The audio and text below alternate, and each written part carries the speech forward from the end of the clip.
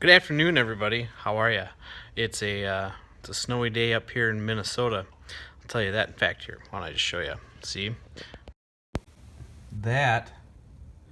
That right there is that's some snow. So hey, Spike Hill Girl, nice to have you back. Um, so today, uh, besides the Dow crashing again in January, seems to be a thing lately, we are staying warm in the snowstorm, and I just got a video post done. I want you guys to check it out on the blog, dan330.com. It's on a lemon chicken, super good. We're getting better at our videos, by the way, so pretty soon we're gonna be able to really nail that, and it's gonna be a really cool thing. But I've noticed our YouTube stuff's going up. So, anyways, that's it. Today on the social tips live, I wanted to share a little bit about hashtags.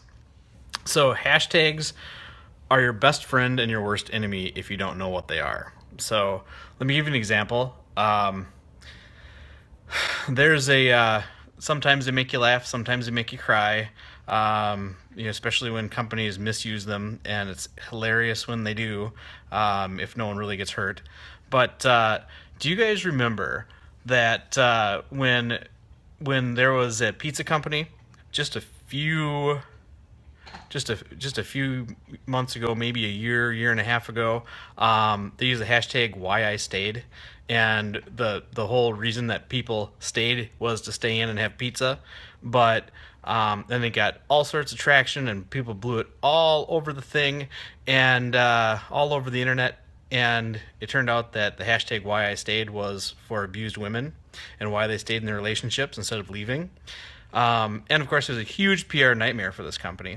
So, you got to be really careful about what hashtags you use because you need to know what they actually mean. And it's so simple to learn that. You just go on Twitter and hit the hashtag and see what it's attached to. What's the conversation around that hashtag? There's one that's one of my favorites ever because it's kind of playful and funny, now that are going out, but a lot of companies I've seen picking up on it again. But I don't think this one's going to really hurt them necessarily. In fact, they're probably using it well. Is Netflix and chill.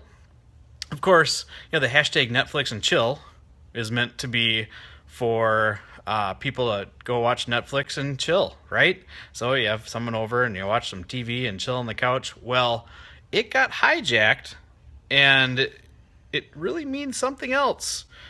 And you'll understand what exactly it means when I tell you the other hashtag that came up around it. And the other hashtag was Netflix and don't touch me.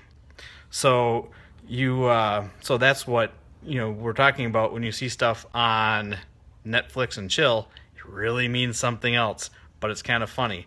So make sure that when a hashtag is being used, make sure you monitor it. If it's something you use, make sure you're in there and you know what it is, and you follow the conversation on that hashtag because it looks like you're using it. And if you don't want to be attached to something that you don't want to be. Now maybe Netflix and chill is totally fine for your brand.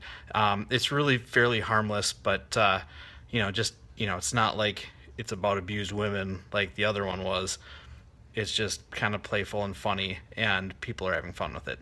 But so just make sure you understand what those are, what your hashtags are.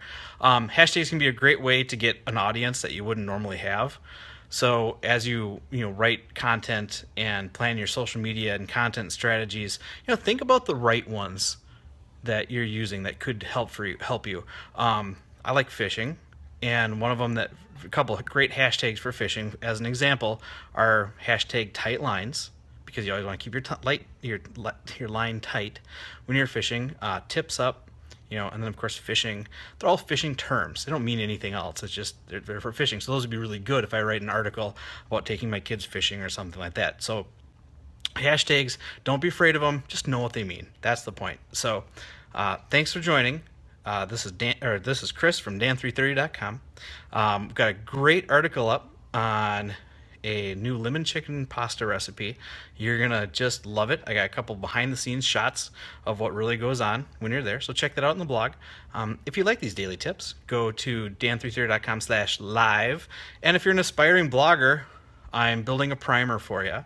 So it's going to be just like 10 steps to get you started from square one to up and monetized and getting things sort of rolling. So I should point you to how to get started, some other resources, and then of course we encourage you on our daily stream here as well. So thank you so much, Chris Ashback, dan330.com.